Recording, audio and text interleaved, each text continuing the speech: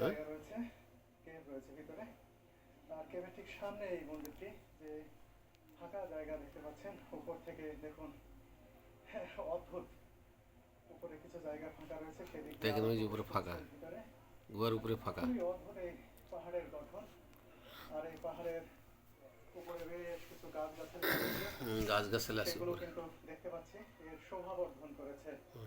আর দেখি এই মন্দিরটি কেমন, আপনাদেরকে একটু আর একটা মন্দির দেখাচ্ছেন ওই গুহাতেই।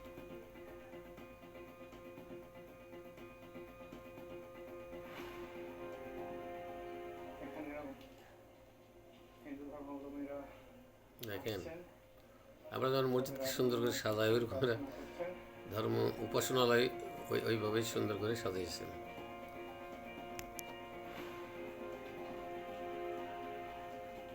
ও দেখুন, পূজার জন্য ফুল রেডি করা হচ্ছে, জাস্ট ফ্লাওয়ার। খুবই সুন্দর পূজার জন্য লাগছে। ফুল রেডি করতেছে, একদম অরিজিনাল সাদা ফুল। ধবধবে ফুল। মন্দিরটি দেখলাম, ছোট ছোট অনেক মন্দির এখানে রয়েছে। দেখুন, এই গুহার ভিতরে আরো কিছু মন্দির রয়েছে, সেগুলো দেখছেন। এখানে যারা আসছেন ঘুরে ঘুরে এই মন্দিরগুলোও দেখছেন, ছোট ছোট মন্দির। আর দেখুন, বহু বছর ধরে এই যে পাথরের এগুলো তৈরি হয়েছে, পানি চুঁয়ে চুঁয়ে পড়েছেন, ধীরে ধীরে পাথর নেমে এসেছে, অথবা লাভার গলিত এইভাবে এসে এই গুহার এই রূপ তৈরি হয়েছে। দেখুন, এটি একটি ছোট্ট একটি মন্দির।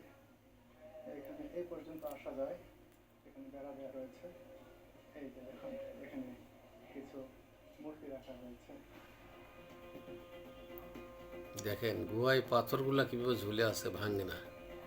ঝড় বাতাস কত কি ঝুঁকির বিষয়। তারপরে ওই যে বান্দর দেখা যাচ্ছে, বেশ কিছু অ্যাক্টিভিটি রয়েছে, অনেক অনেক বান্দর মানুষ আছে। এই যে রয়েছে দেখেন আল্লাহ যারা দেখতে আসেন, কোথায় তারা কোন বনভোজন প্রাণীকে করছেন, রাখছে এবং তাদের খাওয়ার ব্যবস্থাও করে রাখছে।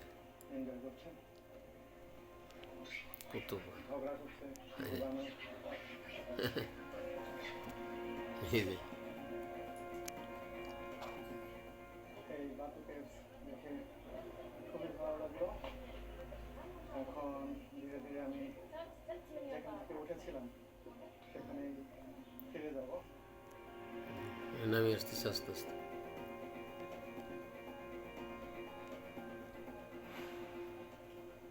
এই যে কেভ ঘুরে গেলাম, এটা আমার বহু বছর আজীবন মনে থাকবে, যে এত বড় একটি কেভ দেখার সৌভাগ্য আমার হয়েছে। ও মাই গড, কি অসাধারণ! হ্যাঁ, সুরভির সাথে থাকলে আরো কিছুক্ষণ এখানে থাকতাম। এর অদ্ভুত শীতলতা খুব ভালো লাগছিল আমার। সুরভি কিন্তু তার স্ত্রী। প্রতি তামিল থাই মাসে থাইপুসাম উৎসব হয় এখানে। জানুয়ারির শেষ ভাগ আর ফেব্রুয়ারির প্রথম ভাগ মিলিয়ে এই থাই মাস। তামিল মাস থাইয়ের সঙ্গে পোসাম নামে তারকাটি যুক্ত হয়ে থাইপুসাম শব্দের উৎপত্তি। থাই মাসের কোনো এক সময়ে পোসাম নামক তারকাটি সর্বোচ্চ উচ্চতায় উঠে যায়। একই সঙ্গে ওই দিন থাকে ভরা পূর্ণিমা। সেই সময় উদযাপিত হয় থাইপুসাম উৎসব। এর মাধ্যমে সেই মুহূর্তটিকে স্মরণ করা হয় যখন দেবী পার্বতী তার সন্তান মুরুগানকে ঢেল তুলে দেন অপশক্তি অসুরকে বধের জন্য।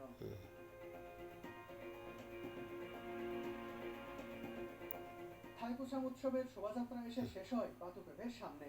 ভক্তরা তখন দুধ নিয়ে আসে মাটি বা কাঠের তৈরি পাত্র বা কাভা দিতে। তখন তাদের মুখ ও পিঠে শুল ফোড়ানো থাকে।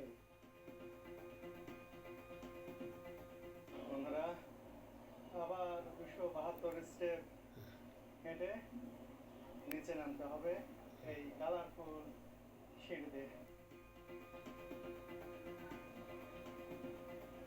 চলে এসেছি নিচে। নামাটা তো আরো সহজ। আর নিচে সুরভি অপেক্ষা করছে আমার জন্য। ওই যে দেখুন, একেবারে সিঁড়ির গোড়ায় অপেক্ষা করছে আমার বউ আমার জন্য। তোমার বউ হয় না বেয়াদব, তোমার স্ত্রী সহধর্মিণী বলো। হ্যাঁ, তোমার বউ হলো তোমার ছেলের যে বউ হবে সে হলো তোমার বউ। বিশাল কেভ।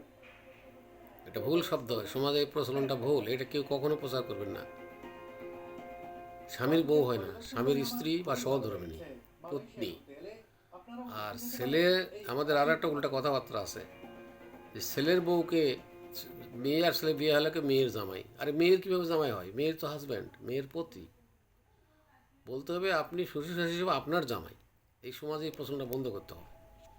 ঠিক আছে, সকলে ভালো থাকুন, সকলের মঙ্গল কামনা করি।